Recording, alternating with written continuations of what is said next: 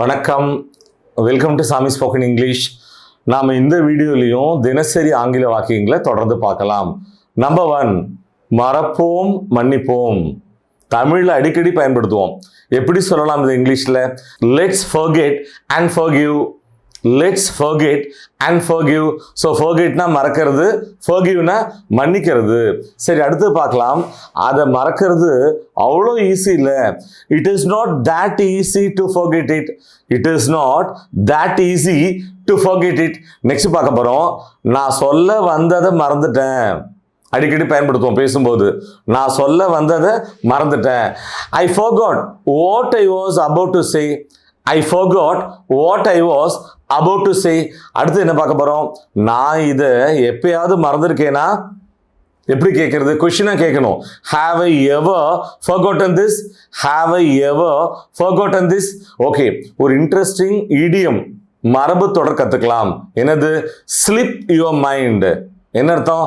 To forget. தமிழில் மறக்கிறதுன்னு சொல்லுவோமோ, அதை தான் இங்கிலீஷில் ஸ்லிப் யுவர் மைண்டுன்னு சொல்கிறோம். Let's see an example. நான் உனக்கு ஞாபகப்படுத்தணும்னு நினச்சேன், ஆனால் அது சுத்தமாக எனக்கு மறந்துருச்சு. I wanted to remind you but it completely slipped my mind. I wanted to remind you but it completely slipped my mind. நல்லா கவனிங்க. ரிமெம்பர் அப்படின்னா ஞாபகம் வச்சுக்கிறது, whereas ரிமைண்ட்னா ஞாபகப்படுத்துறது. நம்பர் 2, அவர் வர்றதை நீ பாத்தியா? எப்படி கேட்கறது? Did you see him coming? Did you see him coming? இல்லை, அவர் வர்றதை நான் பார்க்கல. No, I didn't see him coming. No, I didn't see him coming. Next பார்க்கலாம். மழை வருதா? Is the rain coming? Is the rain coming? ஆமா, மழை வருது. Yes, the rain is coming. Yes, the rain is coming. அடுத்து பார்க்கலாம். அவர் எப்ப திரும்புறாரு? இது ஒரு பிளான்டு ஃபியூச்சர். அவர் எப்ப திரும்பி வருவார் அல்ல. அப்படி கேட்டா அது சிம்பிள் ஃபியூச்சர். நல்லா கவனிங்க. அவர் எப்ப வராரு? பிளான்டு ஃபியூச்சர், திட்டமிட்ட எதிர்காலம். when is he coming back? when is he coming back? இப்போ பொதுவா இல்லை எனக்கு தெரியலன்னு சொல்லுவோம். இதை என்ன பண்ணுவோம்? இதை பேசிக் இங்கிலீஷில் நோ ஐ டோன்ட் நோன்னு சொல்லுவோம். இது அட்வான்ஸ்டு இங்கிலீஷில் எப்படி தெரியுமா சொல்லலாம்? எனக்கு தெரியாது, எனக்கு அது தெரியாது. அதை it beats me, it beats மீன்னு சொல்ல போகிறோம். அடுத்தது என்ன? நம்பர் 3, அவங்கள யாராவது ஒருத்தர் உங்கள்கிட்ட சொல்லியிருக்காங்களா? எப்படி கேட்கறது? Have anyone of them told you? Have anyone of them told you? யாருமே எனக்கு சொல்லல. அவங்கள யாருமே எனக்கு சொல்லல. None of them told me. None of them told me. இல்லாட்டி இது சிம்பிளா இப்படி சொல்லலாம். எப்படி? None told me. None told me. Next பார்க்க போறோம். நம்பர் 4, நான் ஒன்னதான் நம்பி இருக்கேன்.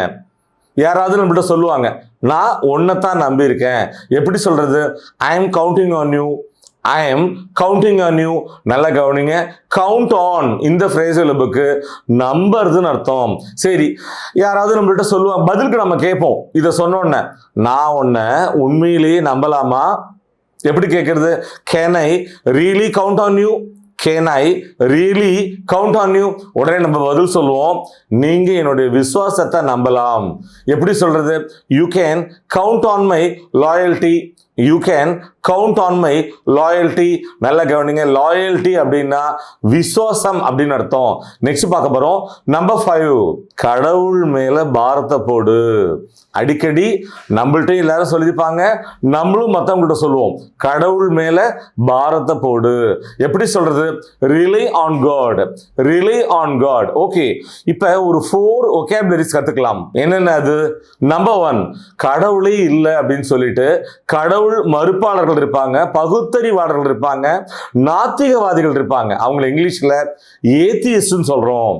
அதே மாதிரி கடவுள் இருக்கிறத ஒத்துண்டு கடவுளை கும்பிடுவாங்க, அவங்கள தீயிஸ்ட்னு சொல்றோம். சரி, இந்த 2 பேரும் இல்லாம ஒரு 3rd கேட்டகரி இருக்காங்க. அவங்க யாரு? எனக்கு கடவுள் இருக்காங்களா இல்லையான்னு தெரியாது. கடவுள் நான் இருக்காருன்னு சொல்லலை, இல்லைன்னு சொல்லலை, நான் பாட்டில் என் வேலையை பார்த்துட்டு இருக்கேன். அவங்களாம் யார் தெரியுமா? அக்னோஸ்டிக். அக்னோஸ்டிக். அடுத்தது பயஸ். PIOUS. பயஸ்னா என்ன? பக்திமான் அல்லது பயபக்தி உள்ள. சரி, இங்கிலீஷ்ல ஒரு ப்ராவர்ப் இருக்கு. என்ன தெரியுமா அது? God gives and forgives. Man gives and forgives. என்ன அர்த்தம்? God gives, நம்ம கேட்கறதெல்லாம் கடவுள் கொடுக்குறாரு. And forgives, நம்ம பண்ற தப்பெல்லாம் மன்னிக்கிறாரு. மேன் கிவ்ஸ், கடவுள் கொடுக்கறதெல்லாம் மனுஷன் வாங்கிக்கிறான். அண்ட் forgets, மறந்துடுறான். ஸோ இந்த லெசனோட லாஸ்ட் லெக்கு வந்துட்டோம். நம்பர் 6, யாராவது நடக்கும்போது நொண்டி நொண்டி நடப்பாங்க. அப்ப நாம அவங்கள பார்த்து கேட்போம், நீ ஏன் நொண்டி நொண்டி நடக்கிற? எப்படி கேட்கறது? Why do you limp? Why do you limp? நல்லா கவனிங்க. லிம்ப் அப்படின்னா நொண்டி நொண்டி நடக்கிறதுன்னு அர்த்தம். சரி, நீ தள்ளாடி தள்ளாடி நடக்கிற? எப்படி கேட்கறது? Why do you stagger? Why do you stagger? அதே மாதிரி சில பேர் நடக்கும்போது அப்படியே தடுமாறி விழுற மாதிரி நடப்பாங்க. நீயே தடுமாறி விழுற மாதிரி நடக்கிற? எப்படி கேட்கறது? Why do you stumble? Why do you stumble? So இந்த வீடியோல நம்ம ரொம்பவே இன்ட்ரெஸ்டிங்கான ஒரு வேர்ப் கற்றுக்க போறோம். என்ன தெரியுமா? டம் வாக். டம் வாக்னா என்ன தெரியுமா? பல பேரை பார்த்துருவோம் ரோட்ல, எதிர்த்தாப்புல யார் வரான்னு பார்க்க மாட்டாங்க, ரோட்டையும் பார்க்க மாட்டாங்க. என்ன பண்ணுவாங்க?